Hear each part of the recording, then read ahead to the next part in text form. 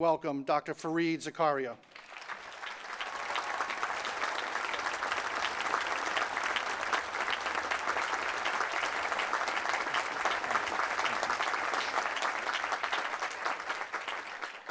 Thank you so much, President Braverman, trustees, faculty, most importantly, students, parents.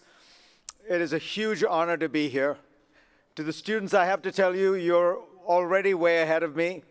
I did not actually make my graduation.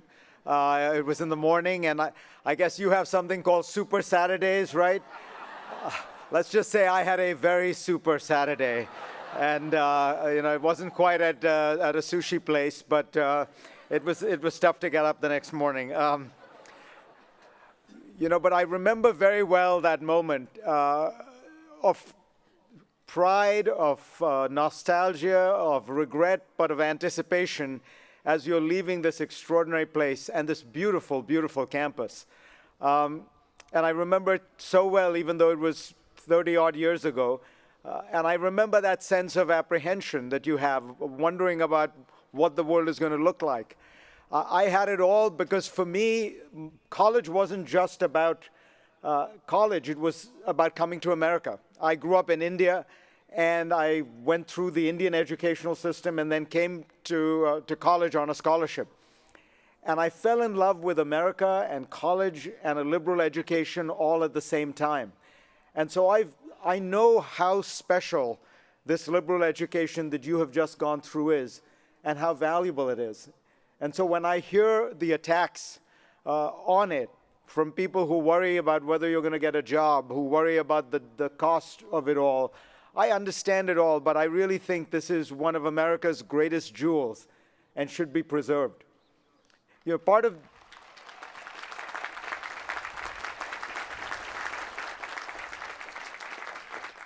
of the attack, I'm convinced, is that people don't understand what the word arts means in the liberal arts.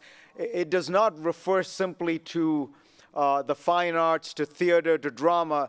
In its origins, it really meant the arts in a sense as opposed to a specific craft like farming or masonry in the Middle Ages. And when you studied the liberal arts, you were studying science, geometry, astronomy, rhetoric, logic. And those things were seen as the acquisition not simply of a specific set of skills, but a broader array of knowledge, a kind of wisdom that would take you through not just the first job, but the second job and the third job.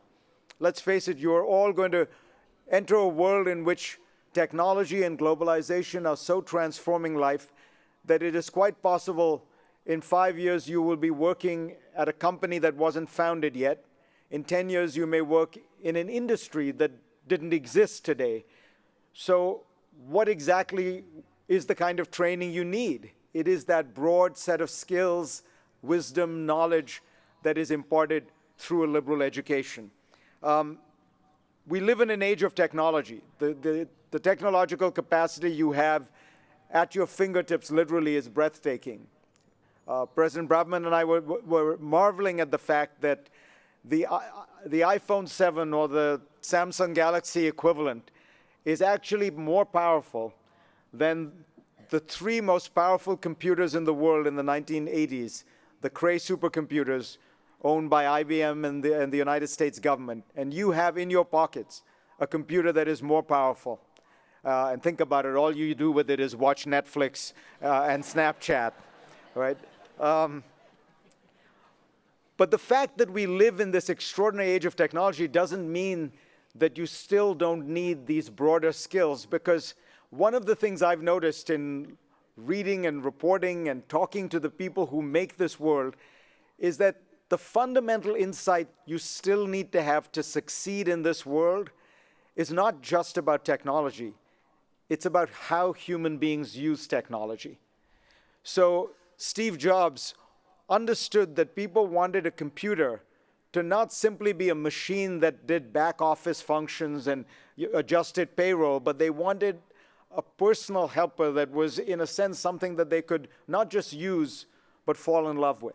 And that the design and the ease of use was very much part of what made his creations so ubiquitous.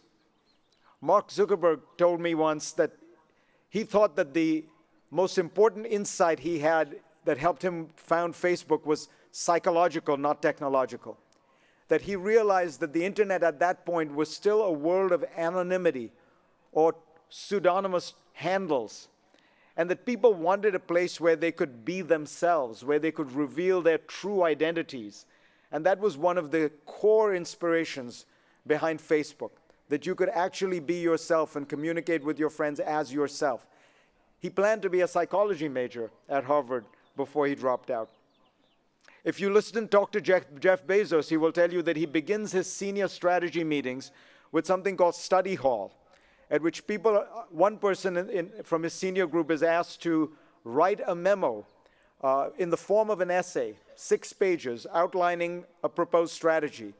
And for 20 minutes, study hall, people have to sit and read that before the meeting begins. Because as he said, I don't want anyone pretending they've read the memo. One could actually adapt that for classes, I think, sometimes. But the point is that he wants it in that form because he thinks that writing a clean essay is still the most powerful way to think, it is the most powerful way to analyze, and it is the way in which this extraordinary technology company plots its future. You know, I've been banging this drum for a few years, but now people are catching on, and so I see on Amazon books that are doing well with names like The Fuzzy and the Techie, Why Liberal Arts Will Rule the Digital World, or You Can Do Anything, The Surprising Power of a Useless Liberal Arts Education. Useless, I should point out, in quotation marks. And I want to make clear, I see in your future and in everyone's future the importance of technology and science. Look, you know, I'm an Asian parent. My 9-year-old daughter, Sophia, is in the audience here, and she has to take extra math on the weekends that her dad makes her do. So I'm true to form in that sense. But I do think that you will still always need to marry those scientific, technological skills with a basic understanding of human beings. And that understanding of human beings is something you can get from a novel or a poem or a work of history just as much as you can get it from an engineering class. So try to think deeply and broadly, and don't worry. You know, there's a good study out, by the way, by Brookings and Hamilton, the Hamilton Institute, that points out that while liberal arts majors start off with lower salaries, by the end of their lives, they more than catch up. I think you could even imagine a kind of Bucknell study where we take the schools of engineering, management, and the liberal arts and keep tracking you guys for the next 10, 20, 30 years. And we'd get some interesting results out of that. But I wanted to talk today also about another sense in which the liberal arts are under threat. And this is really the other word in liberal arts that is under threat, liberal. Liberal, by the way, does not in any sense refer to the modern political notion of liberal. It refers to liberal in the original Latin sense, pertaining to liberty. And the entire purpose of a liberal arts education was to prepare you to exercise those skills of citizenship and wisdom, public wisdom, that would allow you to live as free men and women. And I worry about it because in some ways this is at the heart of the Western tradition. This is at the heart of what has made the West unique and special for so many years. That ability to preserve, protect, and defend liberty. And at the heart of that idea of liberty was the liberty to think, speak, believe, act, but perhaps above all to speak. And that sense of liberty of thought, freedom of speech, does strike me as under some considerable strain in the United States from all kinds of sources. But one source that's very important is on college campuses. You all have heard about and read about the various cases where people have been disinvited, have been invited and then booed or shunned or not allowed to complete their talks, the protests that have taken place. And these strike me as fundamentally illiberal, if not un-American. The whole purpose of the liberal tradition, the whole purpose of liberal arts has been to hear people out, to listen to opposing views. You know,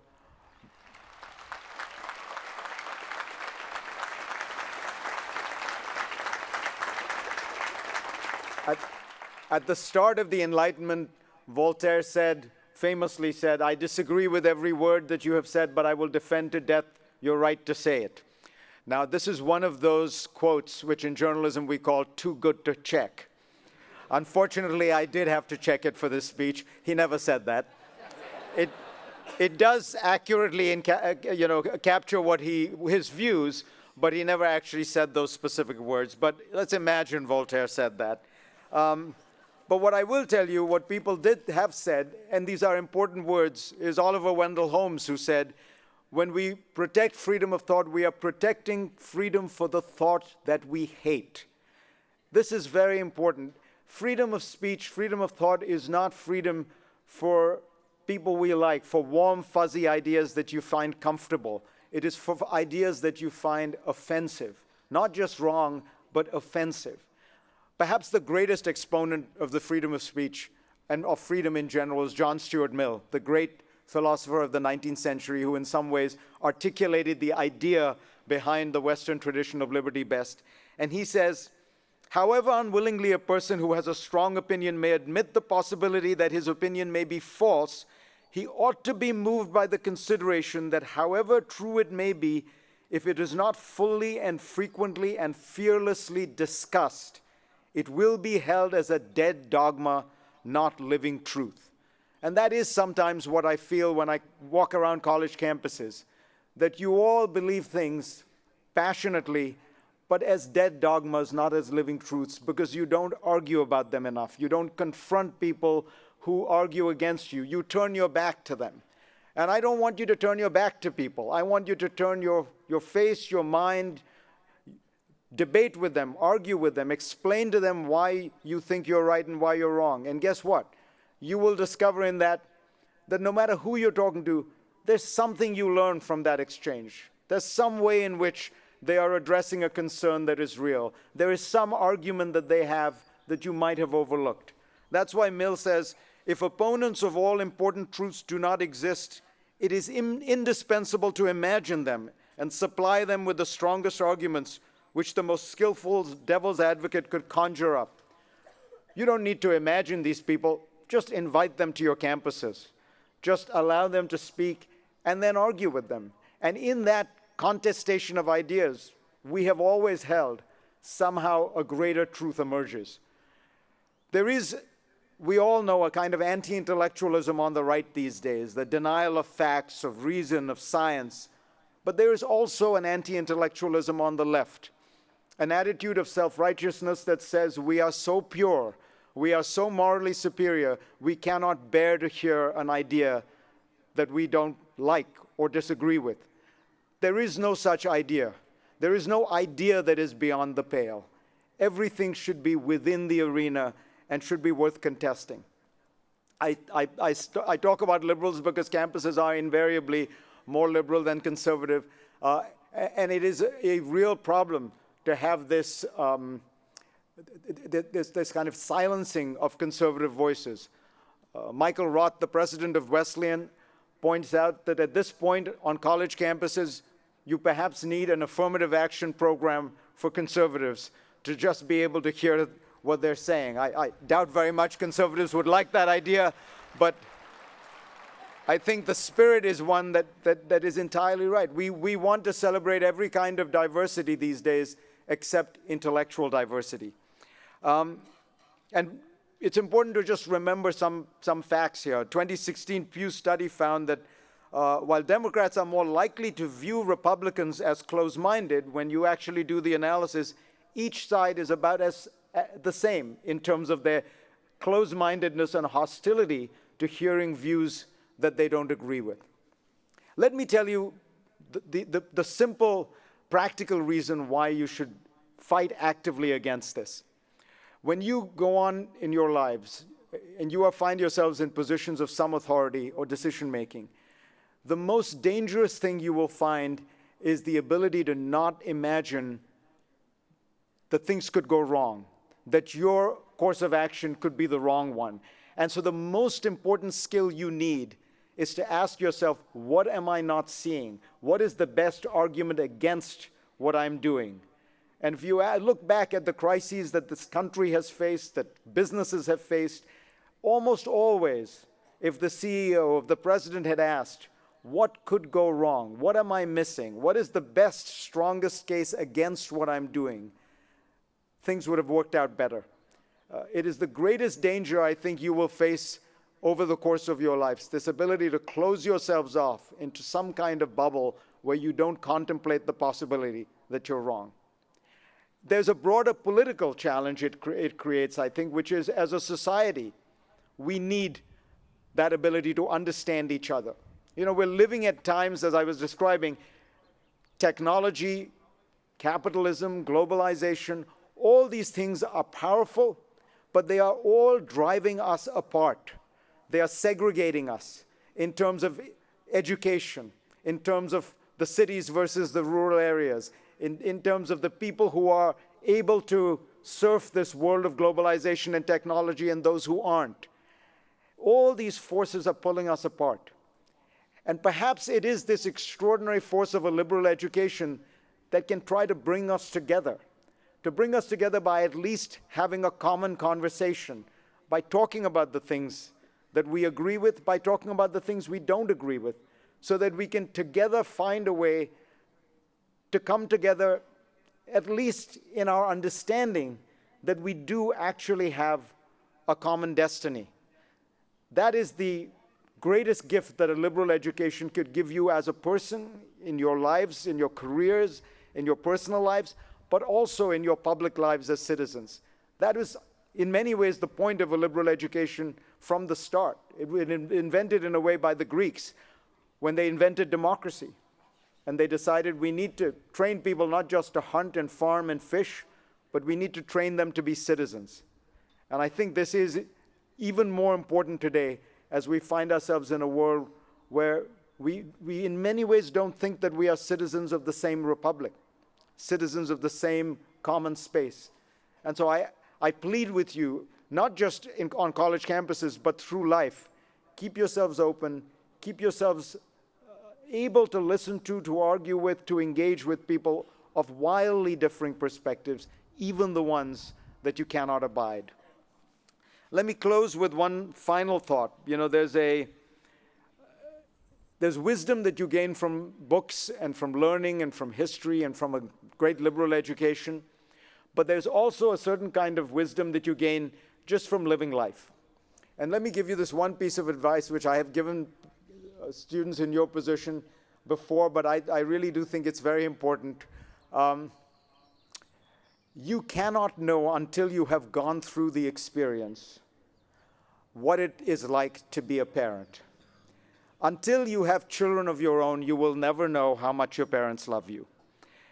Right now, you look at them with a mixed feeling, I know. Yeah, you love them, but you know, there's the crazy phone calls, the constant pestering, the trying to get you to do things, the worrying about you. It'll all make sense once you have kids. Trust me, because you will do exactly the same thing. But here's what I'm giving you. I'm giving you a 20-year head start. Don't wait that long. Today of all days, make sure you thank your parents for having helped you get to this point in life. Congratulations to all the graduates and Godspeed.